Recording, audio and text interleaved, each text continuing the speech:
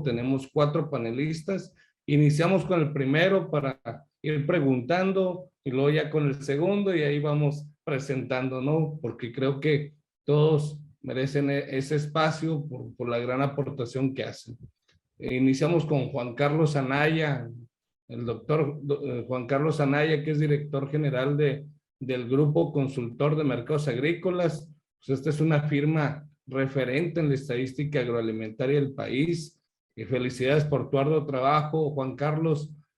Sin duda para mí es un referente al momento de querer investigar algo sobre el agro, pues me voy con el website del grupo, ¿no? Entonces, la verdad, mucho gusto que estés aquí con nosotros y te voy a hacer una pregunta y luego ya después, al final vamos a tener una ronda de preguntas y respuestas, ¿no? Entonces, ¿qué retos y oportunidades detectas en el sector agroalimentario bajo el contexto que hoy vivimos, ¿no? Has mencionado algunas tendencias post-COVID, ¿no? Que todavía seguimos en COVID, pero ya un poco más, menos fuerte que las olas anteriores. ¿Y cuáles son los elementos o estadísticas clave a las que debemos de monitorear en este sector, ¿no? Sí, gracias, César. Y bueno, la pregunta es clara y creo que lo que hemos visto del sector, como decía Guillermo, es sorprendente. Cuando se firmó el Tratado de Libre Comercio de 1994, todo el mundo esperaba que el sector perdedor era el sector agropecuario y agroalimentario, y ha mostrado una sorpresa impresionante, porque vemos los números de la producción y del valor de la producción, los incrementos. Para darnos una idea, en 1994 producíamos 154 millones de toneladas y hoy estamos alcanzando 277 millones de toneladas. El año pasado fue un poquito más, se espera más, fue más 280 porque este año tuvimos algunos problemas en el maíz, en la caña de azúcar, pero en el valor vemos que se ha incrementado en más del 130%. Y otro dato interesante es que lo hemos hecho casi con la misma superficie, más volumen en casi las mismas hectáreas. Es decir, de 18 millones cosechadas, estamos en 20 millones. La superficie que se tiene es hasta 24, pero siempre producimos 20 millones de toneladas. Y nosotros dividimos el sector en 4 subsectores. El sector hortofrutícola, y lo pongo en primer lugar porque es superavitario. Ahí tenemos un índice de seguridad alimentaria, porque yo no creo en la autosuficiencia alimentaria. No hay país en el mundo que sea autosuficiente, porque vamos a producir lo que tengamos de ventajas comparativas y competitivas, y el sector hortofrutícola lo es. Para darles un número, este año vamos a producir 42 millones de toneladas de frutas y hortalizas, y de granos y oleaginosas solamente 40. Nada más que las frutas y hortalizas valen el doble. Y de esos 42 millones solamente consumimos 32 y exportamos 10. Por eso México es un gran exportador. Actualmente México es el 7º exportador de productos agroalimentarios al mundo, y somos el 9º productor. Que luego sentimos que el campo, hay mucha pobreza, sí, lamentablemente hay mucha pobreza, gente que vive en condiciones, pero también hay que reconocer que tenemos un sector agropecuario, porque el campo es muy grande, hay el sector rural, donde vive mucha gente, y los que producen la tierra, y en lo que producen la tierra tenemos pues el de autoconsumo, el productor mediano, el grande, y el sector hortofrutícola con menos hectáreas ha hecho un buen trabajo en la producción. El segundo, que es autosuficiente, es el agroindustrial, donde tenemos nuestra caña de azúcar, que cuando firmamos el Tratado de Libre Comercio éramos deficitarios, hoy somos grandes exportadores, nos sobra azúcar, y no se diga de nuestro agave para el tequila, que bueno, pues ahorita estamos exportando a 180 países nuestro tequila, o también nuestro café. Entonces, ese sector es superavitario. Y luego entramos al deficitario. En el caso del sector pecuario, pues tenemos una seguridad alimentaria del 88%, 83%, perdón, pero pero tiene gran valor el sector. Importamos muchas piernas de cerdo, importamos piernas, y eso nos hace también que el sector pecuario esté creciendo en una cuestión sorprendente, donde México ya es un gran participante en las exportaciones de carne de res y de cerdo. Y por último, y dejo al último, granos y oleaginosas, porque ahí es donde no hemos avanzado.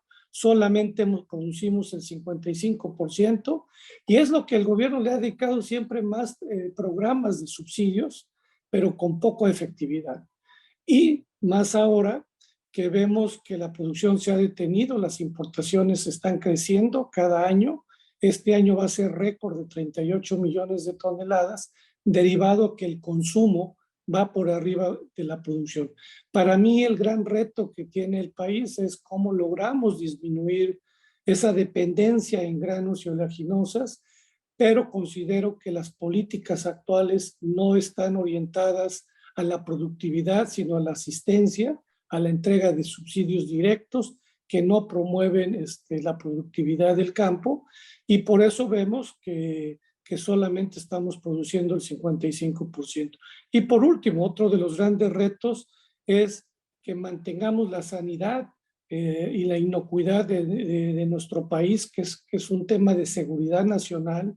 Y el otro gran reto es que tenemos agua en el sur, pero no estamos invirtiendo en bienes públicos, en tener distritos de riego para poder cambiar el sur-sureste, que quiero señalar en unos datos que nosotros publicamos, es la segunda región más productora del país. Imagínense si tuviera más bienes públicos en distritos de riego, tecnificación, infraestructura carretera, sería un emporio.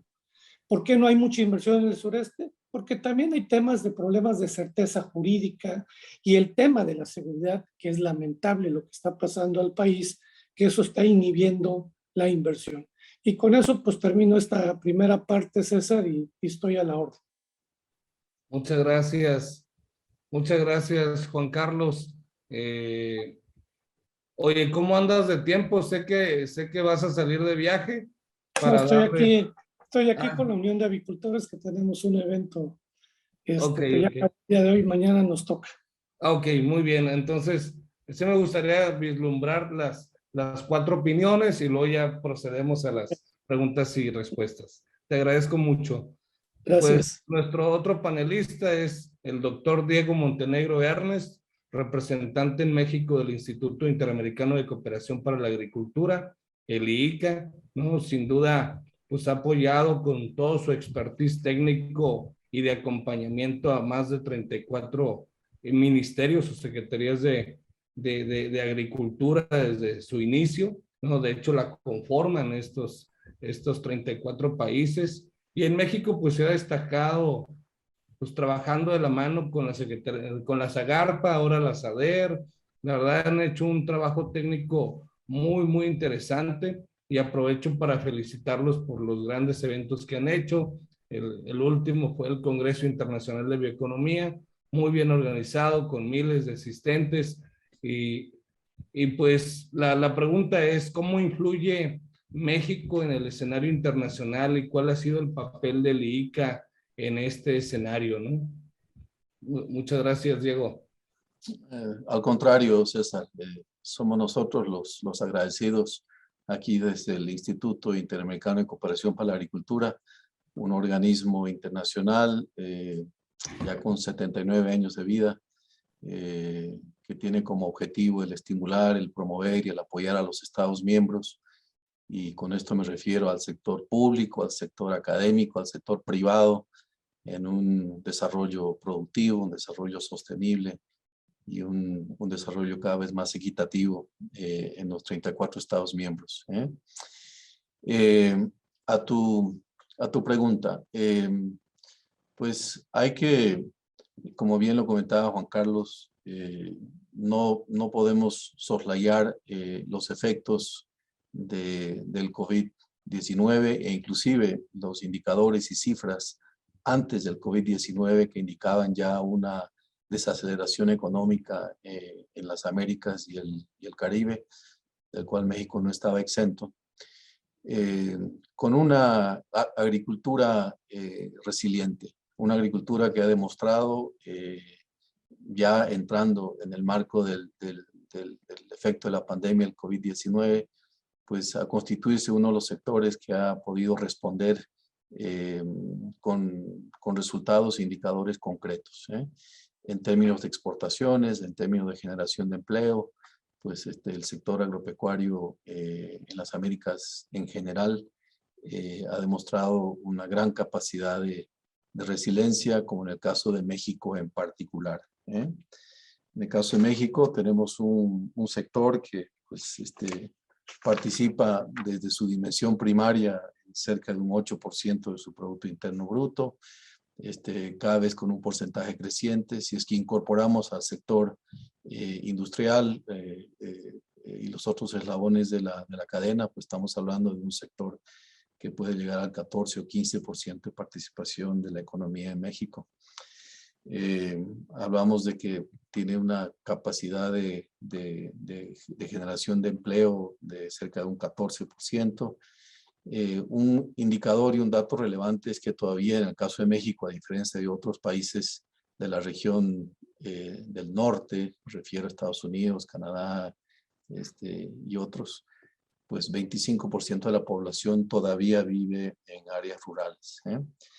Y algo que es muy relevante es que México participa del 17% de las exportaciones agroalimentarias de toda América Latina y el Caribe. Y como ya Juan Carlos lo comentaba, destacando particularmente pues, el sector hortifruticultor, el sector de la cerveza, el sector del aguacate, en fin, con grandes resultados a nivel internacional. Quiero comentar un par de datos que creo que son también muy relevantes en el marco de lo que ha sido recientemente la cumbre de sistemas alimentarios convocada por el secretario general de las Naciones Unidas, y donde el ICA ha jugado un rol relevante e importante en la concertación de criterios de los 34 países de las Américas y del Caribe, presentadas en la precumbre en Roma y en la cumbre propiamente dicha en Nueva York. Pues se parte de un principio fundamental, de que la agricultura en México, de que la agricultura en las Américas en general, pues constituyen un sector que es detonador de desarrollo económico, de combate a la pobreza, y que la inversión en la agricultura pues es un buen negocio porque genera empleo, genera condiciones mejores para los habitantes de las áreas rurales. En otras palabras, además de contribuir de manera importante al abastecimiento alimentario mundial, pues la agricultura tiene grandes aportes económicos, sociales y ambientales para cada uno de los países, México no siendo la excepción. Es en ese contexto que las políticas públicas en un país como México tienen que tener orientaciones diferenciadas para los diferentes tipos de agricultura, aquella agricultura comercial, aquella agricultura de subsistencia, o lo que nosotros llamamos en el ICA la agricultura familiar, con diferentes enfoques. Hay grandes desafíos que debemos encarar en relación de brechas tecnológicas, con pues, rendimientos que demuestran en muchos rubros que debemos apoyar con transferencia de tecnología, con extensión agrícola, con semillas mejoradas a ciertos sectores en particular, apoyando mecanismos de innovación, no solamente en términos tecnológicos, sino también en términos de asociatividad y mecanismos que les permita poder producir, comercializar y procesar alimentos pues, a través de algún tipo de mecanismo asociativo. Y por otro lado, seguir fomentando y apoyando aquella agricultura comercial, aquella agricultura de exportación que está dando empleo y generando divisas para un sector tan pujante como el sector agropecuario mexicano. Existen muchos retos, debemos encarar hoy en día aspectos vinculados con la necesidad de impulsar una agricultura climáticamente inteligente, nutricionalmente inteligente, pues con agregación de valor, buscando mercados alternativos. La gran concentración de las exportaciones mexicanas en el país del norte, de buscar mercados alternativos. Hay esfuerzos en esa dirección. Mercados asiáticos, mercados europeos, hoy en día están demandando productos como los que produce México, y, ¿por qué no?, también socialmente responsable. O sea que hay desafíos que se han planteado en la cumbre de sistemas alimentarios, donde los consumidores hoy en día juegan roles particularmente importantes al ser consumidores más sofisticados, con mayores capacidades con mayor capacidad de compra, y que están buscando productos cada vez más prácticos y fáciles de usar. La agricultura ha sido estigmatizada como generadora de gases de efecto invernadero que han contribuido al cambio climático. Eso es parcialmente correcto. Sin embargo, la agricultura no es el problema. El sector agropecuario, el sector agroindustrial es parte de la solución, y ese es el planteamiento que el ICA con los Estados miembros, o los Estados miembros con el ICA más bien, venimos promoviendo en estos foros globales y foros internacionales. Evidentemente se pueden promover prácticas ganaderas, prácticas agrícolas sostenibles para disminuir la emisión de gases de efecto invernadero, pero estamos en las mejores condiciones para poder producir alimentos más sanos, alimentos más nutritivos, más bien fomentando productividad sin sacrificar sostenibilidad. O sea que esos son los elementos centrales que puedo comentar en esta primera ronda, César, reiterando el agradecimiento por la invitación a este interesante foro, a este conversatorio. Muchas gracias. Muchas gracias, doctor Diego.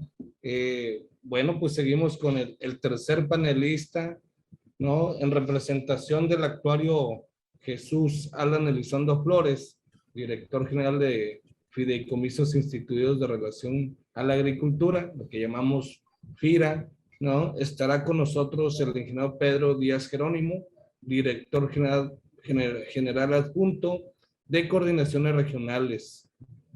Pues qué mejor representante que tú, Pedro, que conoces toda el andar de FIRA, ¿no? Entonces, un elemento fundamental para el crecimiento constante del sector agro, pues es el financiamiento. Y más ahora con la austeridad del gobierno de México, dejando casi sin incentivos a los pequeños y medianos empresarios del sector agroalimentario. ¿Qué perspectiva y retos financieros visualizas para el sector agroalimentario? Sí, muchas gracias por la invitación.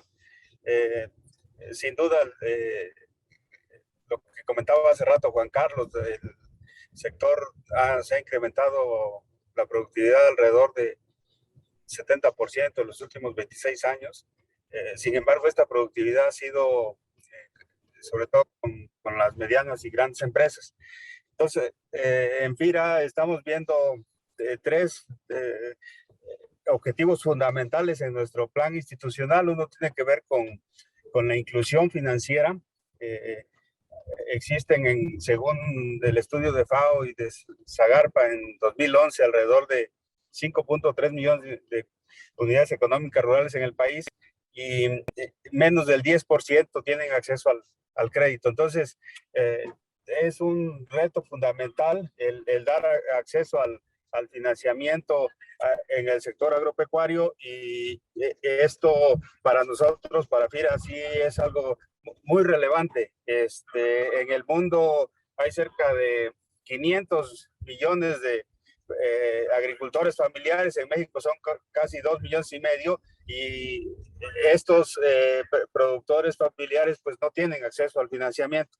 Entonces necesitamos llegar como institución y con la red de intermediarios financieros que tenemos con productos adecuados para dar acceso al pequeño productor. En este tema estamos viendo que la ley FinTech en el artículo 76 permite el intercambio de información que nosotros como FIRA podemos accesar a todos los datos transaccionales de la red de 81 intermediarios financieros con los que operamos, y en ese sentido poder elaborar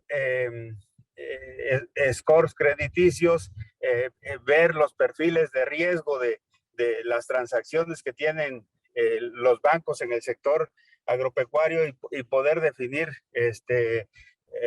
productos de crédito. En otra palabra, cuando yo entré a FIRA y todavía se sigue haciendo, uno va a ver al productor y le hace una entrevista para ver sus costos de producción, para ver a quién le vende, y poder estimar su flujo efectivo y ver si lo que está pidiendo de crédito pues lo puede pagar, ¿no? Y con este mecanismo de la ley FinTech nos permite poder ver las transacciones de productores muy similares, cuáles son sus ingresos, cuáles son sus gastos, y poder elaborar un producto financiero adecuado sin ir a verlo, y en ese sentido abatir los costos de transacción que implica para los intermediarios ir al sector rural a poder hacer estas evaluaciones de proyectos agrícolas y darles financiamiento. Entonces, ese es una forma de cómo resolver el tema de la inclusión, y aquí se rompe como un paradigma, porque siempre ha sido concebido como un crédito relacional, es decir, yo tengo que ver en la unidad de producción, tengo que conocer al productor, y con este planteamiento que nos permite la ley FinTech, el crédito agrícola se vuelve transaccional. Ese es uno de los retos. El otro reto que vemos es el tema de la productividad y eficiencia del sector agropecuario. Y como mencionaba hace un momento, el sector creció alrededor del 70% de su productividad, pero son unas cuantas empresas, no es todo el sector. Si ustedes ven datos de promedio de la producción por hectárea de maíz en Oaxaca en 1950 eran 900 kilos. Y si ven las cifras del último año del CIAP, son 1,400 kilos. Entonces, es media tonelada desde 1950 hasta el 2020 en incremento de la productividad. Entonces, el reto que tiene el país pues es muy amplio en ese sentido, y algo que estamos viendo nosotros en la institución es cómo utilizar las nuevas tecnologías para poder eficientar estas unidades de producción. Por ejemplo, tenemos en la institución, estamos recolectando las georreferencias de los predios que financiamos, y se armó ya un equipo donde se van a tener soluciones tecnológicas, es decir, se van a recolectar estas capas de información que nos mandan los satélites, y podemos conocer la humedad, la temperatura, la precipitación, las horas frío, etcétera. Entonces, cuando, por ejemplo, el ingeniero Correo me mandaba a hacer inspecciones de crédito al Valle del Yaqui de trigo, pues yo iba y pues el productor me enseñaba el predio, ¿no? Y yo por fe decía que era su predio, pero me pudo haber enseñado el del vecino. Y luego pues yo lo veía bonito el trigo y reportaba que pues no iba a haber problemas de producción y de recuperación de los créditos. Sin embargo, pues como todos sabemos, el trigo requiere 700 horas frío, y un técnico que va a hacer una supervisión, pues difícilmente puede tener en mente cuántas horas frío lleva al momento de supervisar. Entonces, esta tecnología nos permite desde el gabinete poder identificar las georreferencias del productor al que le di el financiamiento, ver si sembró o no sembró, si tiene seguro o no tiene seguro, viendo las bases de datos de Agrocemex y de las aseguradoras, y poder determinar cuántas horas frío tiene ese cultivo y si me va a pagar o no. Entonces, también puede leer enfermedades y al leer enfermedades nosotros podemos regresar información al productor con algunas soluciones técnicas para, en ese sentido, mejorar la productividad. Entonces, ese es el segundo reto que vemos nosotros. El tercer reto es el de la sostenibilidad y es algo en lo que se está trabajando. Si ustedes ven pues, los costos de producción de maíz en Sinaloa, que lleva un modelo de producción agrícola de insumos, son costos que siempre van hacia arriba, hacia arriba. Ayer mismo un banco me citó para revisar los costos que acabamos de liberar hace 2 meses, porque ya los costos del fertilizante se movieron hacia arriba. Entonces, pues el productor está esperanzado de tener un buen precio para poder recuperar todos esos costos. Y eso pues le mete mucha incertidumbre a estos procesos productivos. Lo que estamos haciendo es poder, y eso es desde hace mucho tiempo, no es de ahorita, pero poder masificar el tema de la agricultura de conservación, de el manejo regenerativo de las praderas y de los agostaderos, del pastoreo intensivo tecnificado, de poder llevar estos biodigestores, la generación de energía eléctrica con paneles solares. Hay como 55 conceptos de inversión que estamos financiando y que tienen que ver con la sostenibilidad. Y yo lo que pudiera es lo que comentó también el doctor Montenegro. Hay este panel de Naciones Unidas que está buscando la reconversión de los sistemas agroalimentarios en forma más sostenible, con metas al 2025 y 2030. Y creo que ahí es donde se está haciendo la apuesta para poder tener unidades de producción agrícola más sostenibles. Y hay 2 elementos que están presionando esta reconversión. Por un lado, el mercado de capitales. Nosotros hemos emitido unos bonos verdes y pues el mercado de capitales está presionando, ¿no? Y está aceptando muy bien este tipo de bonos, y esa es una presión por parte de los que tienen el dinero, y por parte de los que compran, que son los consumidores. Pues cada vez más nosotros nos fijamos en que los productos que estemos consumiendo pues tengan una huella hídrica, una huella ecológica pues más baja. Y en ese sentido las unidades de producción están en la parte central, y tenemos que trabajar todos los que trabajamos con el campo en hacer esa reconversión. Son algunos elementos que yo pudiera comentar de momento. Muchas gracias, ingeniero. Sin duda el financiamiento en todas estas áreas va a ser vital. De hecho, hay una lista interminable de solicitudes de crédito. Ya luego te comparto ahí para ver con las agencias que los atienden, algunos productores, ¿no? Entonces, pues muchas gracias. Seguimos con el cuarto panelista y nos esperamos a las preguntas de todos los demás, ¿no? De los asistentes. Bueno, pues como cuarto panelista, dicen que el que ríe al último ríe mejor, ¿no? Entonces, pero, y no menos importante, sino todo lo contrario, el amigo Amadeo Ibarra Jalal, presidente de la Comisión de Agroindustria, Pesca, Salud y Alimentación de la CONCAMIN. Así como el financiamiento, Amadeo, el trabajo intersectorial y colaborativo entre los gremios y empresas es fundamental en este sector. ¿Qué retos de cooperación y consolidación intersectorial tiene el sector agroalimentario hoy en día y en un futuro cercano? ¿Y cuál es el papel de la CONCAMIN en este sector agroalimentario?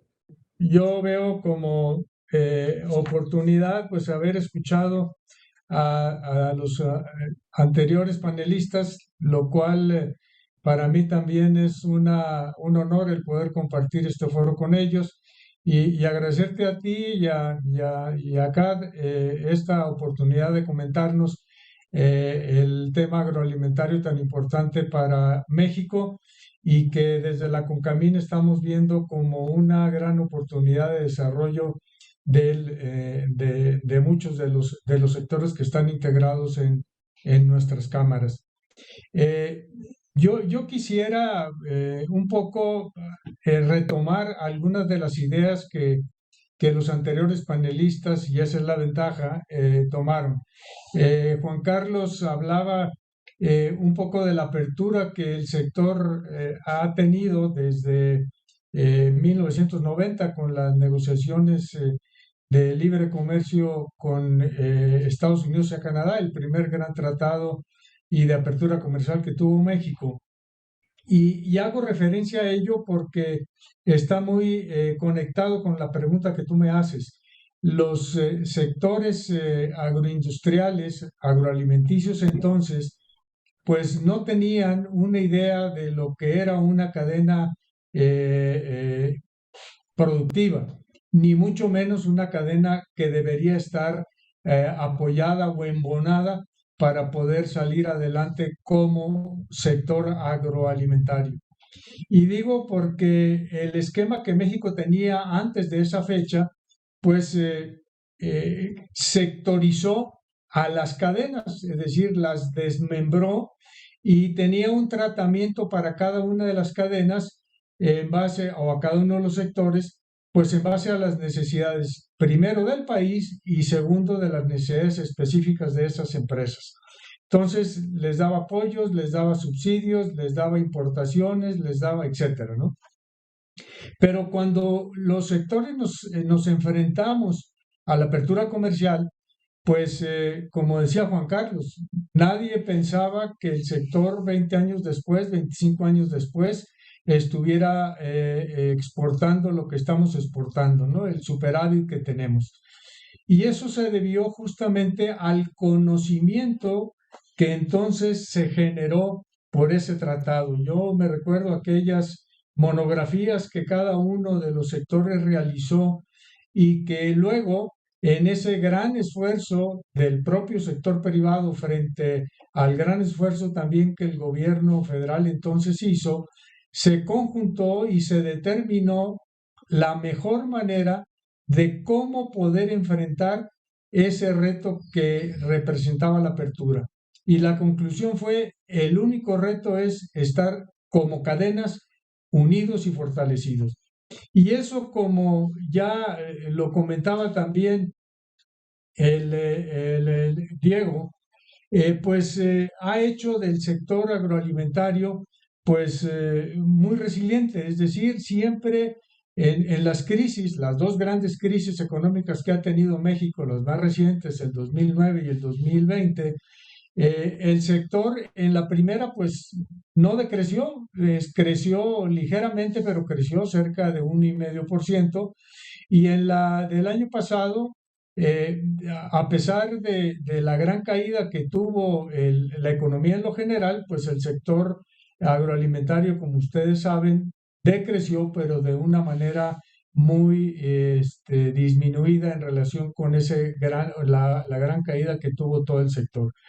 Entonces, como gran lección de todo esto, para poder responder a tu pregunta, yo quisiera volver a recordar aquella gran negociación que hizo México. ¿Y cómo es que vamos a enfrentar esos retos? Pues los retos que ahora tenemos son de diferente índole, pero ahora estamos pues mucho mayor armados. Tenemos un mejor conocimiento como cadena, tenemos una mayor participación en la economía nacional y sobre todo en la economía y en el concierto de las naciones. Hoy el reto es diferente. ¿Cuál? Bueno, pues ya se comentaba, hoy el consumidor pues juega un papel preponderante, fundamental, siempre lo ha hecho, pero ahora mucho más está presente ahí. ¿Por qué? Porque en temas que tienen que ver con la sanidad, que tienen que ver con la calidad, con la nutrición y sobre todo con la ecología.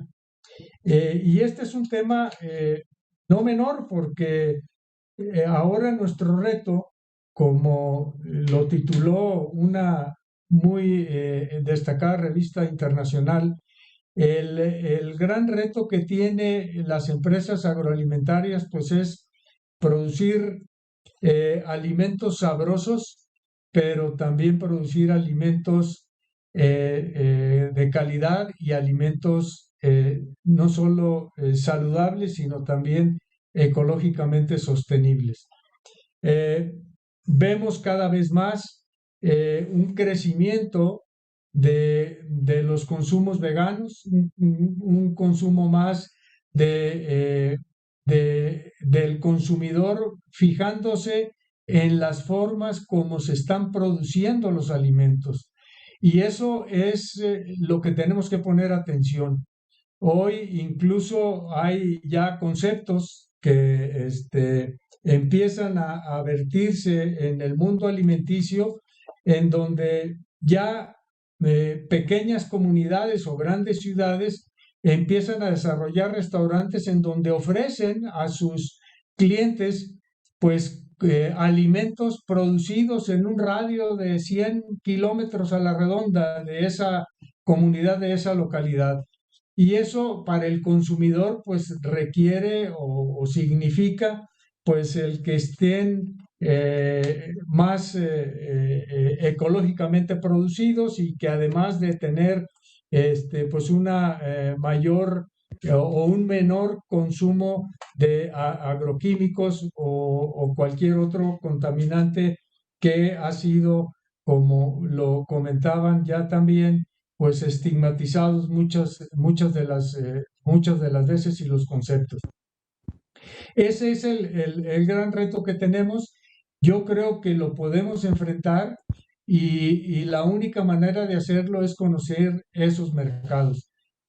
Algún dato, por ejemplo, en el crecimiento que han tenido los productos orgánicos en los Estados Unidos, el país consumidor más grande del mundo en alimentos, el más cercano a nuestros sistemas de producción, pues es ya de poco más de 56,000 millones de dólares.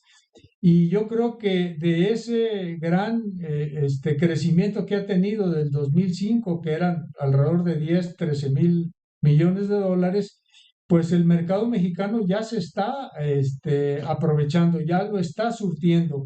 Y es justamente a través de las cadenas agroalimentarias que están debidamente integradas. Y yo creo que la necesidad, pues, de mantener una buena relación intersectorial, pues se refleja muchas veces en la capacidad de asociación y de negociación que deben mantener los diferentes actores de las cadenas, ¿no? Y siempre estar conectados en el contexto nacional, es decir, en dónde estoy inserto, en qué actividad industrial estoy, cómo aprovechar las mejores oportunidades en foros, por ejemplo, como el que están ustedes organizando en este momento.